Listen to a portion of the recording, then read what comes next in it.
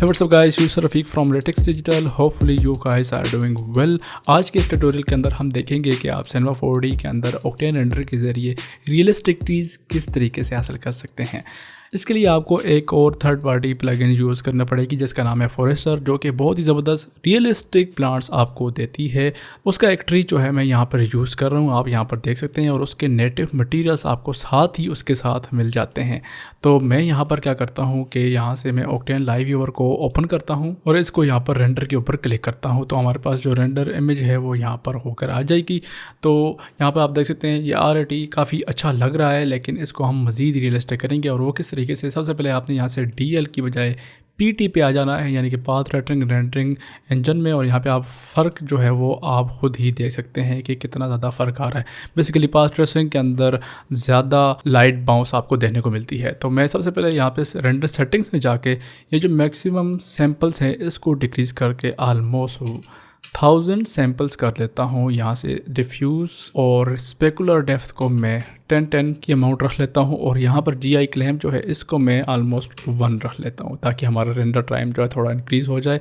इसके बाद हम क्या करते हैं कि हमारे ये जो मटेरियल्स हैं इन दोनों को हमने सेलेक्ट करना है, ऑक्टेन मटेरियल्स में जाना है, और यहाँ पर आप इनको कन्वर्ट मटेरियल्स कर देंगे तो ये जो मटेरियल्स है ये ऑक्टेन के मटेरियल में कन्वर्ट हो जाएंगे। इसके बाद आपने फिर से मटेरियल को क्लिक करना है और यहाँ से रिमूव अनयूज्ड के ऊपर क्लिक करना है, तो ये रिमूव हो जाएंगे। बेसिकली ये जो लाइट आपको नज़र आ रही है ये ऑक्टेन डे लाइट मैं यूज़ कर रहा हूँ। ऑक्टेन के अंदर कौन कौन सी लाइट होती हैं इसके ऊपर अलग से एक क्लास बन चुकी है, जो कि आप इस क्लास के अंदर देख सकते हैं। इसके बाद हम क्या करते हैं कि आपको यहाँ पर 2 मटेरियल नज़र आ रहे हैं, मैं इसके ऊपर डबल क्लिक करता हूँ उनके आइकॉन्स के ऊपर, तो हमारे पास यहाँ पर भी ये नज़र आएंगे। इसके बाद हमने क्या करना है कि यहाँ पे मटेरियल में जाना है और यहाँ से हम एक ऑक्टेन मिक्स मटेरियल क्रिएट करते हैं, और जो कि आपको यहाँ पर नज़र आ रहा है। तो मैं इसको यहाँ से नाम देता हूँ OCT लीफ। इसके बाद ये जो आपको लीफ नज़र आ रहा है इसको आपने कंट्रोल सेलेक्ट करके डुप्लीकेट कर लेना है। हमारे पास 2 लीफ के मटेरियल्स आ गए हैं। पहले वाले को आपने नाम देना है डिफ्यूज़ और दूसरे को आपने नाम देना है ग्लॉसी। इसके बाद ग्लॉसी वाले के ऊपर डबल क्लिक करना है और यहाँ से मटेरियल टाइप डिफ्यूज़ की बजाय आप इसको कर लेंगे ग्लॉसी, और इसको आपने यहाँ से बंद कर लेना है। और डिफ्यूज़ वाले के ऊपर क्लिक करके इसका नोड एडिटर जो है इसको आपने ओपन कर लेना है, तो ये आपके पास कुछ इस तरीके से आ जाएगा। आपने इसमें सिर्फ एक ही चेंजेस करनी है कि आपने इसको सेलेक्ट करके यहाँ पे ट्रांसमिशन के अंदर लगा देना है। ट्रांसमिशन में ये होगा कि लाइट इन पत्तों के अंदर बाहर यानी कि इसको पास करेगी, ठीक है, जिस तरह सब सरफेस स्कैटरिंग होती है। इसके बाद इनको आपने यहाँ से बंद कर लेना है और यहाँ से हम ऑक्टेन मिक्स मटेरियल को लेंगे, और यहाँ पे आपको 2 स्लाइड्स मिल रही हैं, मटेरियल 1 और मटेरियल 2। तो डिफ्यूज़ को उठा के मटेरियल 1 पे आप रख लें और जो ग्लासी है इसको मटेरियल 2 पे रख लें। तो ये आपको बता रहा है जो मटेरियल 1 और मटेरियल 2 जो है यहाँ पे से मिक्स होकर एक दूसरा मटेरियल क्रिएट कर रहे हैं, और आप इसको उठा के ये जो लीफ वाली जगह है इसके ऊपर फेंक देंगे, तो ये मटेरियल जो है वो रिप्लेस हो जाएगा। अब आप देख सकते हैं कि आपको काफ़ी फ़र्क जो है वो नज़र आ रहा है कि किस तरह उसके अंदर लाइट जो है वो एब्जॉर्ब हो रही है। इसके बाद यहाँ पर हम ऑक्टेन मिक्स मटेरियल के ऊपर डबल क्लिक करेंगे और यहाँ पे हम नोड एडिटर में चले जाएंगे, तो आपके पास ये ऑक्टेन मिक्स मटेरियल कुछ इस तरीके से आ जाएगा। मैं यहाँ से इसको थोड़ी देर के लिए बंद कर लेता हूँ। अभी आप देख सकते हैं हमारे पास ये इस तरीके से ओपन हो चुका है।